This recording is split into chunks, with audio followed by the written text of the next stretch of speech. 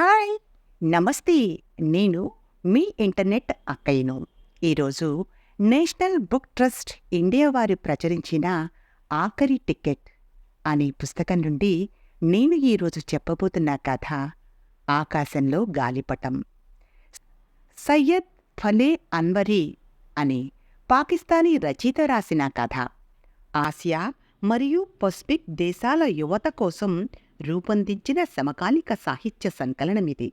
10 దేశాలకు చెందిన కథలు ఈ పుస్తకమునందు చోటు చేసుకున్నాయి.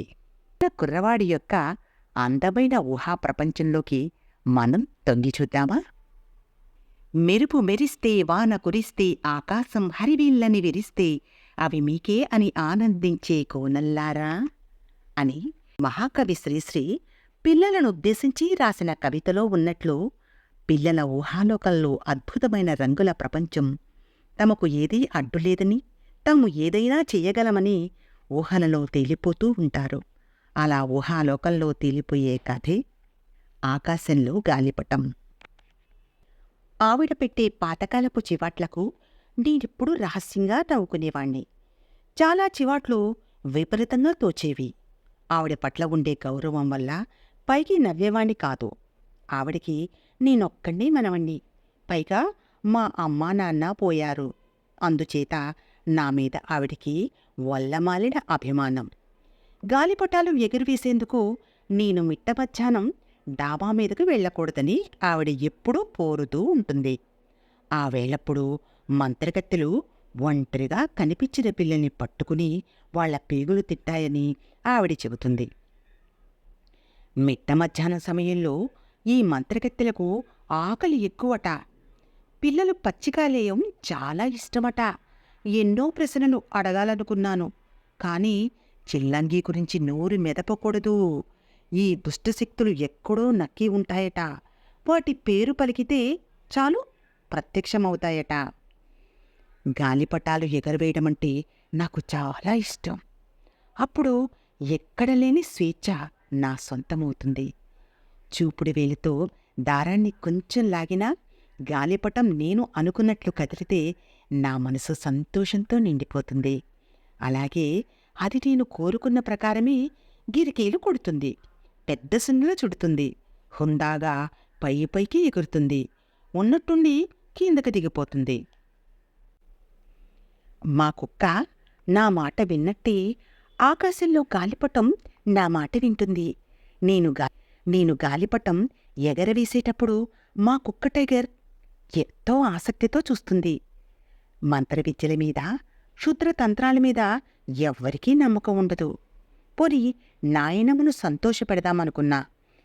నేను గాలిపటాలు ఎగరవేసే సమయం మార్చుకోవడానికి వీలులేదు. నాకు దొరికే సమయం మిట్ట మధ్యాహ్నమే కదా. నాయనమ్మ కునుకు తీసేది కూడా అప్పుడే. అటు తర్వాత నాకు బోలెడన్ని పనులుంటాయి. ఉదాహరణకు పిట్టల గోళ్ల సంగతి చెప్పచ్చు. ఏ గూటిలో ఏ రంగు పక్షి గుడ్డు ఉంటుందో నేను చెప్పగలను. పొడుగాటి చెట్ల చిటారు కొమ్మల మధ్యన పక్షులు గోళ్లు కట్టి అందులో గుడ్లు పెడతాయి. ఆడపక్షి, మగపక్షి ఆ గోళ్లను అప్రమత్తతో కాపాడతాయి. వాటిని చూసేందుకు నాకు చిక్కే సమయం సరిగ్గా 1 గంటకు. ఆ సమయంలో అందరూ మధ్యాహ్నం భోజనం పూర్తి చేస్తారు. గృహిణులు రొట్టె ముక్కలు, మిగిలిపోయిన అన్నం పక్షులకు వేస్తారు. తల్లి పక్షి, తండ్రి పక్షి ఆహారం కోసం కూడి వదిలి వెళ్తాయా? ఆ సమయంలో కాకులో, ఇతర పక్షుల్లో వచ్చి గుడ్లను ఎత్తుకుపోకుండా కాపలా కాసే బాధ్యత నేనే స్వీకరిస్తాను. దీనిని బట్టి గాలిపటాలు ఎగరవేసేందుకు అది కాక మరో సమయం లేదని స్పష్టమవుతుంది. నేను తప్పకుండా గాలిపటాలు ఎగరవేయాలి. నా దృష్టిలో గాలిపటాలు కూడా చిన్న జీవులే. బీరువాలో నుంచి బయటకు తీసి వాటికి తృప్తి కలిగే విధంగా ఎగరవేయాలి. ఎగరవేయకపోతే అవి ఉక్కిరి బిక్కిరి అవుతాయి. నా దగ్గర 2 మంచి గాలిపటాలున్నాయి. ఒకరోజు ఒకటి, మరొక రోజు మరొకటి ఎగరవేస్తూ ఉంటాను. వేసవిలో ఆ రోజు ఎండ చాలా తీవ్రంగా ఉంది. గాలి స్తంభించినట్టుగా ఉంది. సూర్యుడు ప్రతాపం చూపిస్తున్నాడు. అంటే ఋతుపవనాలు దగ్గర పడ్డాయన్నమాట. 3 మైళ్ళ దూరంలో ఉన్న మా బడి నుంచి సైకిలు తొక్కుకుంటూ వస్తున్నాము. జేబు నిండా నేరేడు పళ్ళు కోసుకునేందుకు మధ్య మధ్యలో ఆగుతున్నాం. రొద పెడుతున్న రైలు వస్తుంది. లెవెల్ క్రాసింగ్ దగ్గర గేట్లు మూసేశారు. మా జేబుల్లోంచి పైసా నాణేలు తీసి రైలు పట్టా మీద పెట్టాం. మా సైకిల్ నుంచిన మామిడి చెట్ల దగ్గరకొచ్చాం. దడదడదడమంటూ రైలు వెళ్ళిపోయింది. పైసా నాణాలు పల్చగా మారి పెద్దవయ్యాయి. క్రాసింగ్కు అవతల వైపు శనగపప్పు అమ్మేవాడుంటాడు. వాడికి చూపు సరిగ్గా ఆనదు. అతన్ని బురిడీ కొట్టించేందుకు అటు వెళ్ళాము. కాని అతను రాలేదు. హోసూరుమంటూ ఇంటి ముఖం పట్టాం. ఇంటి దగ్గర నాయనమ్మ నా కోసం ఎదురుచూస్తుంది. చాప మీద తెల్లటి బట్టపరిచి నాకు భోజనం పట్టించిద్ది. దూరం నుంచి వాసన బట్టి తెలిసింది. కాకరకాయ పప్పు వండింది. అది నాకు ఇష్టం కాదు. అయితే కంచంలో గోధుమ పిండి పొడుకులు కూడా నా కోసం పెరుగులో నానబెట్టి ఉంచింది. అవి కనిపించగానే ఆకలి పెరిగింది. చేతులు కడుక్కుని కంచం ముందు కూర్చున్నాను. ఏంటి నాయనమ్మా, చీటికి మాటికి కాకరపప్పు వండుతున్నావు? ఏంటి నాయనమ్మా, చీటికి మాటికి కాకరకాయ పప్పు వండుతావెందుకు? ఇంట్లో నా పెత్తనం సాగుతుందన్నట్లుగా అడిగాను. వేసవి కాలంలో కాకరకాయ మంచిదిరా. రక్తాన్ని అది శుద్ధి చేస్తుంది తెలుసా? తినకపోతే కళ్ళు ఎర్రబడతాయి, ఒళ్ళంతా చెమటకాయలు తప్పు. కాబట్టి ముఖం చిట్లించకుండా తిను. ముద్ద నోట్లో పెట్టుకున్నాను. చేదు. ఫు, ఉమ్మేయాలనుకున్నాను. కానీ మంచినీళ్ళతో గొంతులోకి పోనిచ్చాను. నేను పడుకోగానే గాలిపటాలతో డాబాపైకి పడిగెత్తదు సుమా, నాయనమ్మ హెచ్చరించింది. అలాగే నాయనమ్మ, మంత్రగత్తెల గురించి చెప్పవా? ఆవిడ దిగులు పడకుండా ఉండాలని అడిగాను. వాళ్ళు ఎలా ఉంటారు? పొడుగాటి దుస్తులు ధరిస్తారు. ఇంకో విచిత్రం, కాళ్ళవేళ్ళు అతుక్కుని ఉంటాయి. మడమకు వెనుక వైపుకు తిరిగి ఉంటాయి.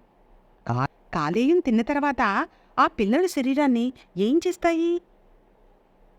కొలంలో అడుక్కి పడేస్తాయి. పెద్దగా నవ్వాలనుకున్నాను. కష్టం మీద బిగబెట్టుకున్నాను. కొలను గురించి నాకంటే తెలిసిన వాళ్ళెవరు? ప్రతి అంగుళం నాకు పరిచయమే. సింగరా తీగలు ఎక్కడ దట్టంగా ఉంటాయో, ఎక్కడెక్కడ ఎంతెంత లోతు ఉంటాయో నాకు కొట్టిన పిండి. నాయనమ్మ కునికిపాట్లు ముంచుకొస్తున్నాయి. చాప మీద పొడుగాటి దిండుకు ఆనుకుంది. కాసేపటికి ఆమె నోటి చివరి నుంచి చొంగ కారడం ప్రారంభమైంది. చిన్న బురక మొదలైంది. గాలిపటం, దారపు కోల తీసుకుని డాబా మీదకి వెళ్ళడానికి అది నాకు సంకేతం. ఎర్ర గాలిపటం ఎంచుకున్నాను. దానికి నీలిరంగు పెద్ద కళ్ళున్నాయి. ఎగరడం ఇవాళ దాని వంతు. అందుకని అది తొందరపడుతుంది. ఆ వేళప్పుడు గాలిలో చలనం లేదు. ఒక్క ఆకైనా కదలడం లేదు. గాలిపటం పైకి ఎగరడం కష్టమే. పైకి పంపాలంటే ఓర్పు కావాలి. ముందు దారం లాగాలి. అలా కొంచెం కొంచెం లాగే దారం వదలాలి. అలా చేస్తే గాలిపటం ఊగిసలాడుతుంది, సంతోషంతో గెంతుతుంది. వెచ్చని గాలి తగిలి పైకి లేస్తుంది. అప్పుడు దారం ఎక్కువగా వదలాలి. అలాగే చేశాను. గాలిపటం ఇష్టం వచ్చినట్లు అటూ ఇటూ పోతుంది. గర్వంగా కదులుతుంది. తర్వాత లంపకోణంలో పైకి దూసుకుపోతుంది. కొలంలో ఉన్న కొద్ది గజాల దారం వదిలిపెట్టాను. ఆకాశంలో గాలిపటం దిగువన చిన్నగా కనిపించే వాటిని చూసి ఆనందిస్తున్నట్టుంది.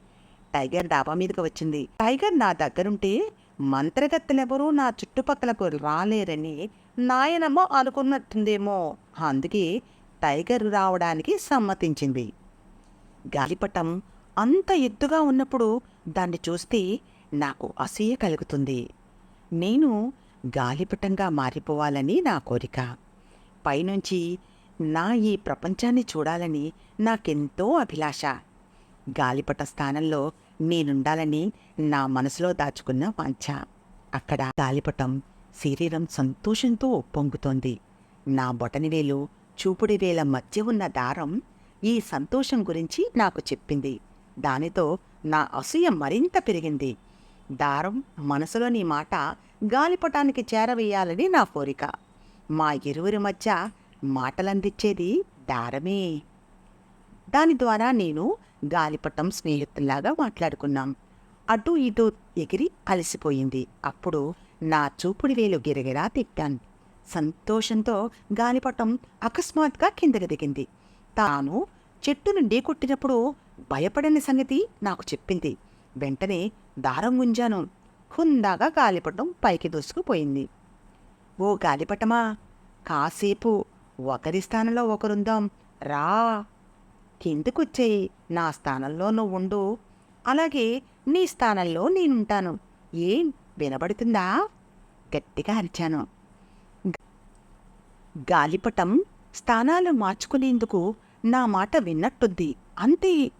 నేను పైకి వెళ్ళిపోయాను. చల్లటి గాలి నా వెన్నెముకలో చలి పుట్టించింది. కింద నేల మీదున్న వస్తువులన్నీ చూసినప్పుడు నా ఆనందం కట్టలు తెంచుకుంది.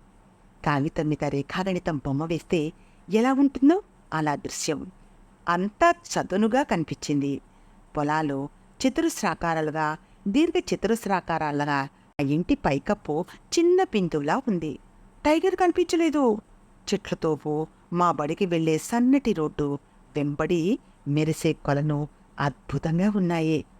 రైల్వే లైను పొడుగ్గా వంపులున్న జెర్రీలా ఉంది.